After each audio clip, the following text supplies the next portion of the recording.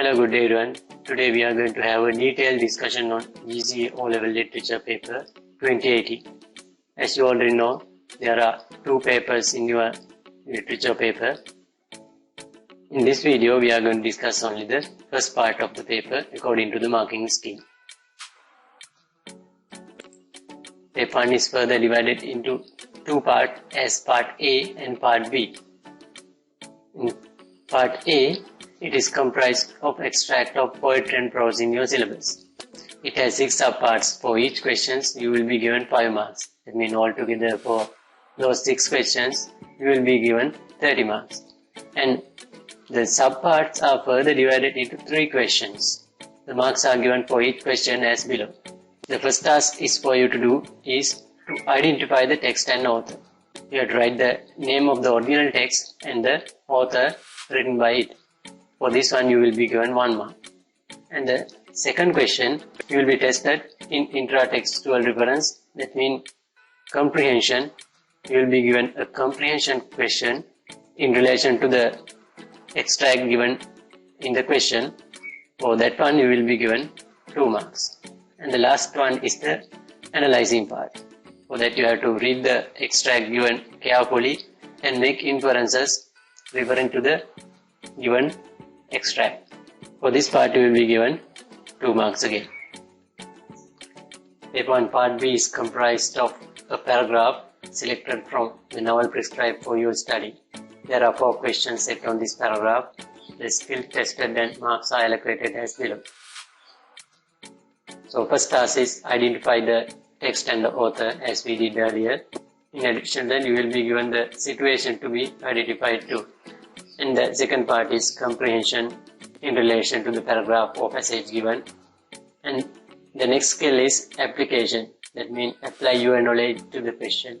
For example, you will be given an extracted phrase from the passage. You will have to write the meaning of the phrase in your own words, like that. And the last one is the analyzing question, so that you will have to write a little bit lengthy answer. You will have to critically evaluate and write your response to the question given. Let's see how the marks are allocated for the paper 1. You know, total marks is 40 marks for the first paper.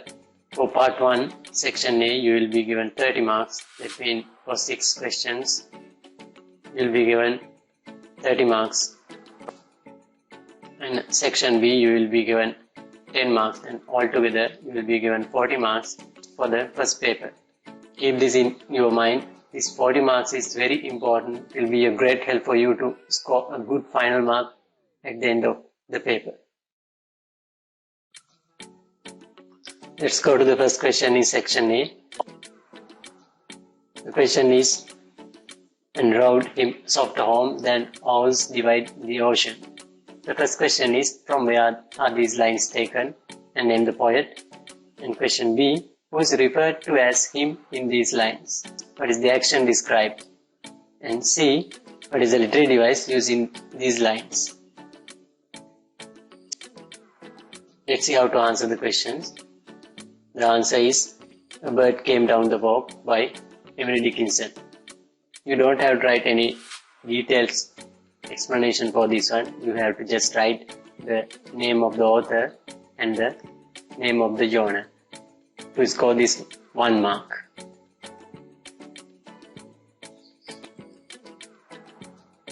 Right, this is a comprehension type question. Who is referred to as him in these lines? The answer is the bird, or the bird that came down the walk. It has another question. What is the action described? The action described is the movement of the bird, or the flight of the bird, or flying of the bird. The last question is, what is the literary device used in these lines? That means you have to identify one literary device and describe it. There are mainly 3 literary devices in the extract. By writing only the literary device, you will be given only 1 mark. To get the complete mark, you will have to explain. You will have to describe the literary device. For example, the oars and ocean are metaphors. The O's are metaphors for the wings of the bird, and ocean is the metaphor for the sky. The poet metaphorically used these O's and ocean to compare how the bird is lifted into the sky. Like that, you will have to describe the literary devices found in the extract. Okay, let's move to second question. The extract is, I have learned to wear many faces like dresses. Home face, office face, street face, host face. The first question is, name the work that carries these lines. Name the writer. And question B, what life experience does the speaker refer to in these lines? And the last one, what is the effect created by images the poet uses? Let's see how we are going to answer the questions. The first question is, name the writer and the work of art. Yes, the poem is Once Upon a Time by Gabriel O'Hara. Right, okay, let's move to the next question. Right, in the next question asks, what life experience does the speaker refer to in these lines? So, through these two lines and throughout the poem, we see a modern day realization of a person, how he or she has to pretend himself to adapt the situation. So, these two lines reveals the life experience of the speaker according to the situations. So, we can take this reveals these kind of life experiences. That means pretentious behavior of people, insincere behavior, that means you are not genuine in your behavior. You wear several faces according to the situation. Most of them are false faces. That means you are not real.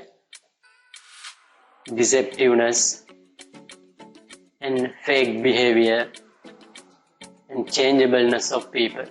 So you will have to answer 2 answers minimum. You can write more than 2 answers. Here you don't have to explain your answers. Okay, let's move to the next question. Question C is, what is the effect created by images the poet uses? The poet uses different faces as images, like home face, office face. Through these images, the poet tries to create different effects in the poem. For example, one is the poet's consciousness of human hypocrisy. What are the practices of opportunism in the society? And then the reader can understand and they are aware that people are insincere. And remember, use of technical words like sarcasm, irony will only offer you 1 mark. So avoid providing one word answers. You have to explain the answer to get the complete marks. For example, you have to explain how these images creates sarcasm about the society, or what is the irony behind these images. Like that, to get the complete mark, remember you will have to explain the answer.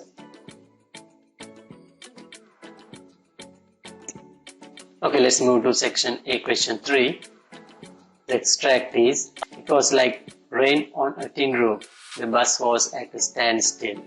The questions are, A, name the work from which these lines are taken, and name the writer. The question B, why was the bus at a standstill? What caused this situation?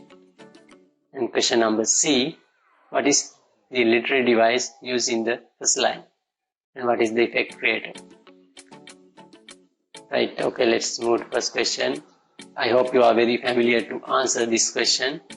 Name the work for which these lines are taken. The work is an extract from Colin Cowdrey lecture or Lahore Attack. You can either write the longer answer or the smaller answer. Whatever it is, you will get the mark. And you can write the complete name of Kumar Sangakkara or Sangakkara. The purpose is to identify the writer. Okay, let's move to next question. Question B. Why was the bus at a standstill? What caused this situation? The first question is, why was the bus at a standstill? The answer may be because the driver was excited or frightened. Because of this fright, he stopped the bus or stopped automatically because of the attack. And what caused this situation? The terrorist attack, or the terrorist started shooting at the bus. This question tests your knowledge of the text. Okay, let's move to the next part. Next question is, what is the little device used in the first line? The little device is simile. The attack of bullets is compared to a rain on a tin roof.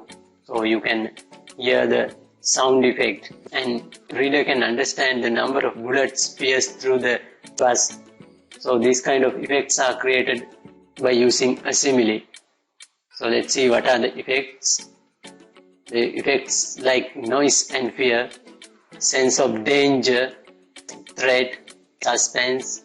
You are at the edge of your seats, what will happen next, and what will happen to the people in the bus, and continuity and the tension created by lengthy attack. Likewise, you have to explain the answer. If you just write simile, you will be given only 1 mark.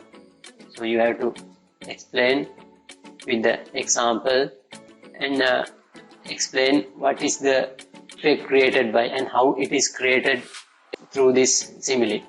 You will have to explain what is the effect and how effectively it creates an effect in the mind of the reader.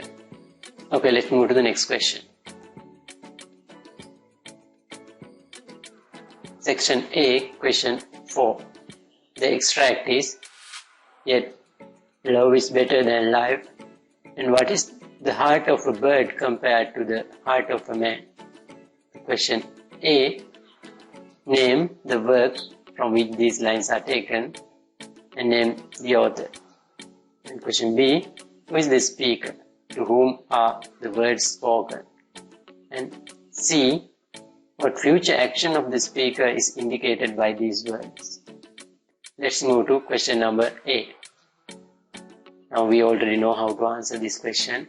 Name the work from which these lines are taken. The work is The Nightingale and the Rose. And the writer is Oscar Wilde. So let's move to the next question. Yes, question B. Who is the speaker? To whom are the words spoken? The situation is questions, so you have to answer the situation. The speaker is Nightingale. So Nightingale speaks to the red rose bush. You can write red rose tree, red rose plant, or maybe the nightingale is speaking to herself. Okay, let's move to the next question. This question number C. What future action of the speaker is indicated by these words? Now we already know the speaker is the nightingale. The comparison of a heart of a bird and a man indicates that the nightingale's decision to sacrifice her life. That means she is going to give up her life.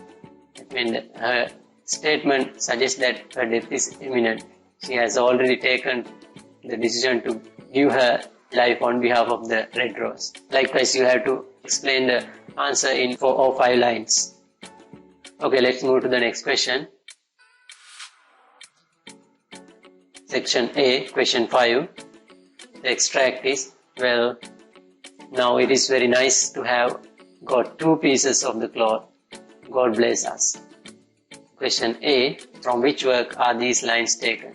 And who is the writer? Question B, who utters these words? And who are us? And C, what future of speaker is reflected through these lines?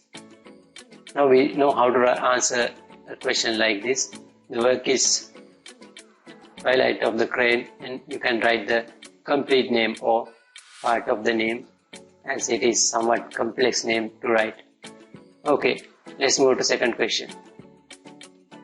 Next question is, who utter these words and who are us?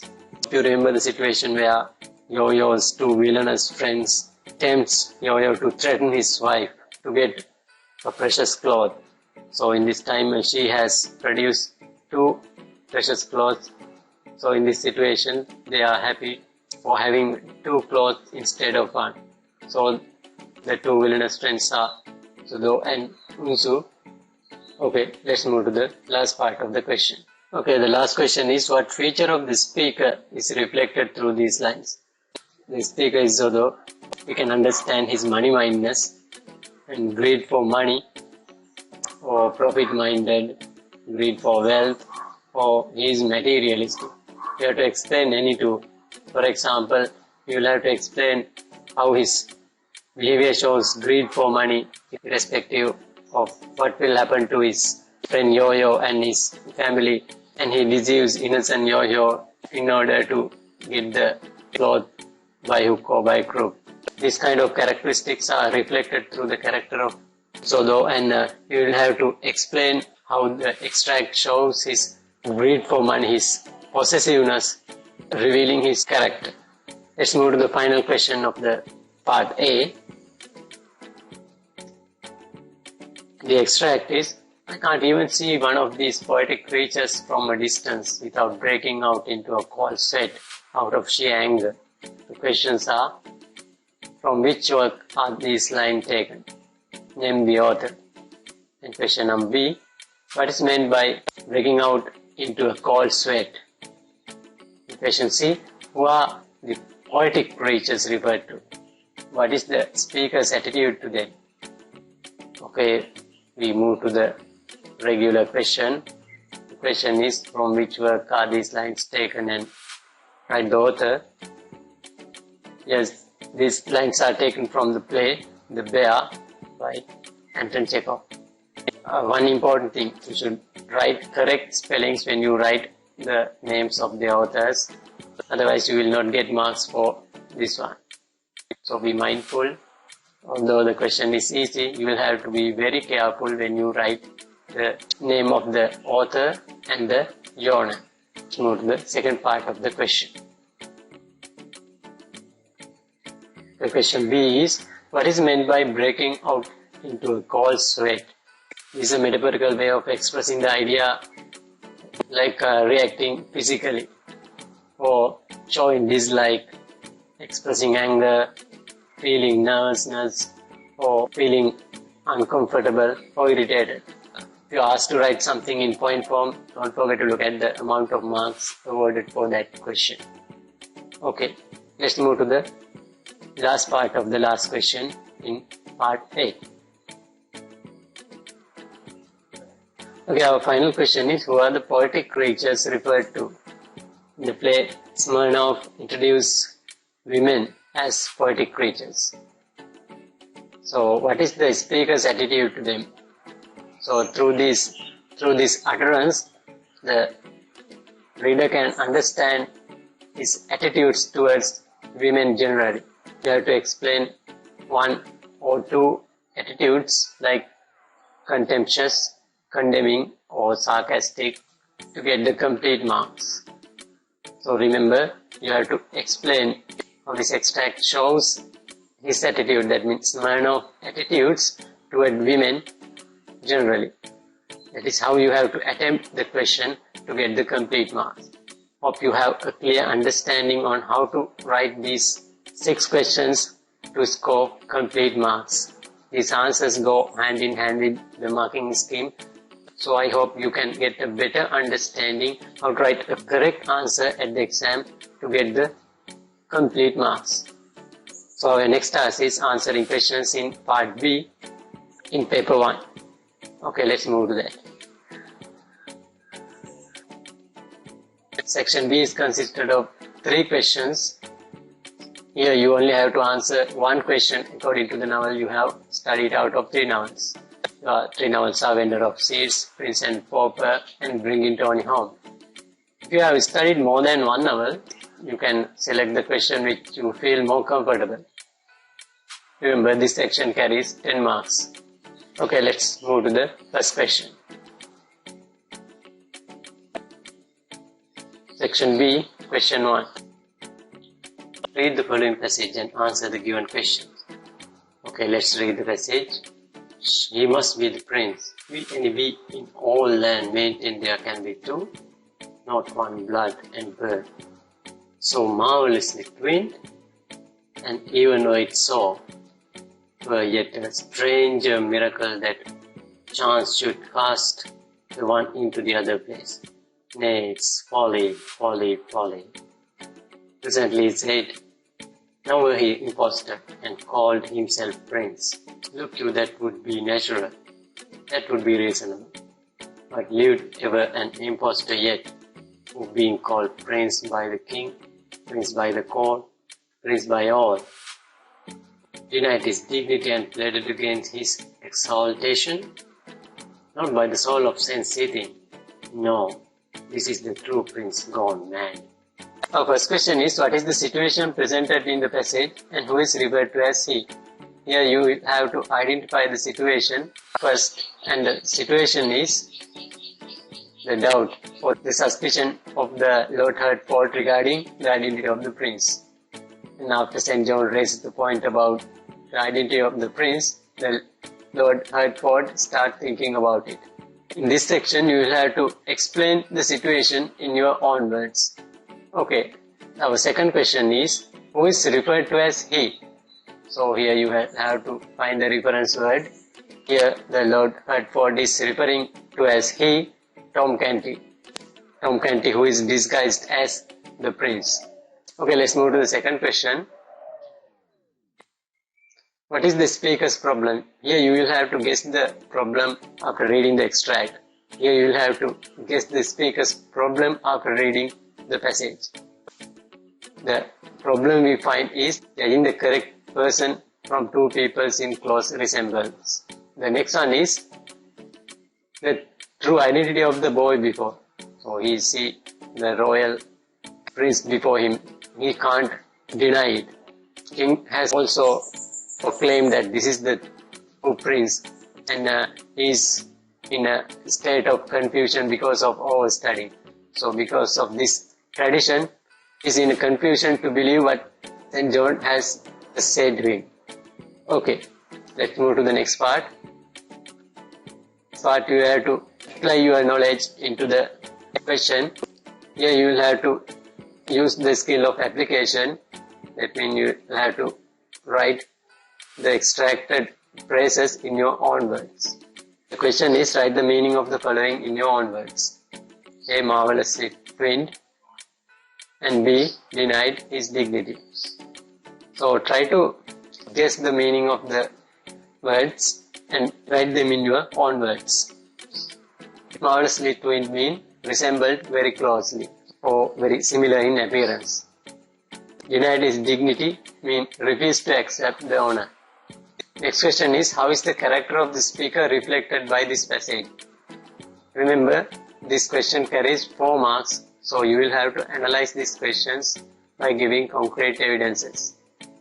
So, here you can explain a characteristic like confused, puzzled, conventional and traditional using evidences from the text.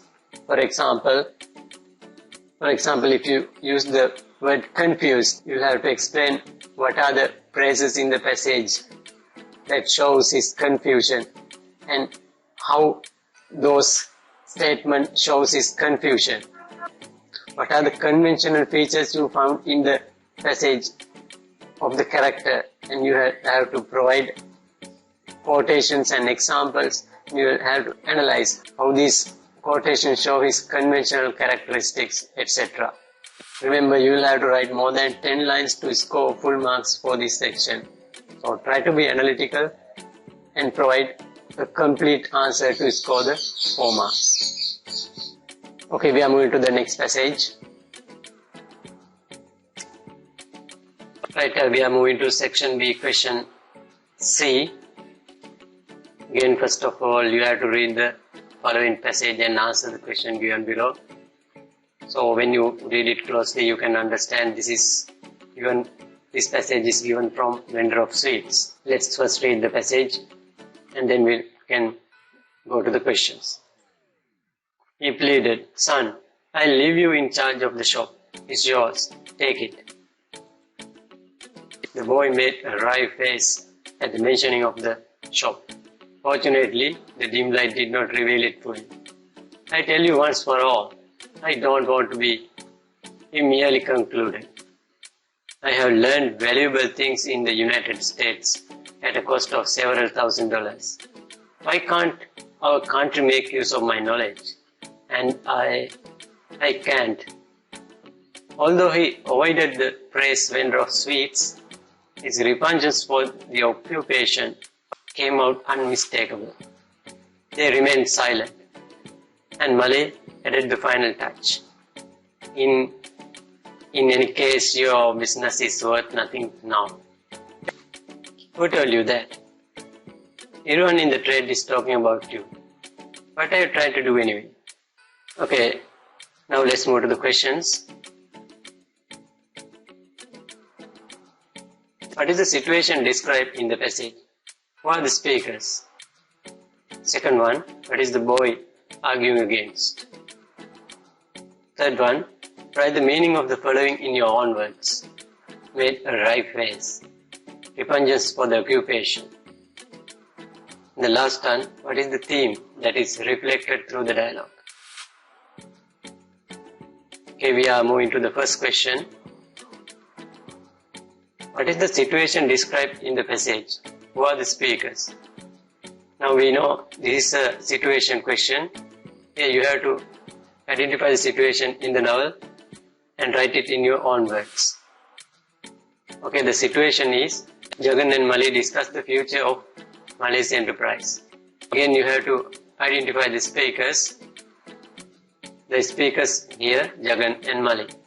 Here what you have to do is try to guess and identify the situation in the novel and try to write the situation in your own word in a simple sentence. Okay, let's move to the next part. Next question is, what is the boy arguing against? Now you know this is a comprehension type question. To write the answer for this one, you have to read the given passage and understand the situation and understand the context and write the answer. So what is the boy arguing against here? He's arguing against Jagan's conventional business of homemade sweets. Oh, Mali does not want to be a traditional sweet maker. And why the country do not take Mali's new knowledge. So you don't have to write all the things. You have to identify the situation and produce it in your own language. Okay, let's move to the next part. Next question is, write the meaning of the following in your own words. Now you know this is application. That means bringing your knowledge into the paper. Here you have to write a similar word or phrase related to the given phrase extracted from the passage. Here try to write the answer using one or two words. Okay, let's see what are the answer for this one. Made a wry face, disgusted, unhappy look unpleasant, annoyed. You don't have to write all the things here. You have to find the most suitable similar word or phrase and produce it here. And don't forget, try to write it in your own words. And the second one, repugnance for the occupation, is dislike for the business or disgust. Okay, we are moving to the most important part in the question. That is, writing the analytical part. Here you have to be descriptive and write a lengthy answer to score the 4 marks. To produce a better answer, try to provide concrete examples extracted from the passage. Okay, let's see the question. What is the theme that is reflected through this dialogue? Majorly, you find the generation gap theme in this passage, but there are other themes also, like a difference between the tradition and modernity, difference between older generation and younger generation, difference between father and son, difference between Eastern and Western attitudes towards life, difference between perception of life. Here you have to write at least one with a description. Okay, that's it. Thanks for watching. You can receive a notification when we release a new video by subscribing to the channel. If you are new, subscribe and click on the bell icon to receive the notification.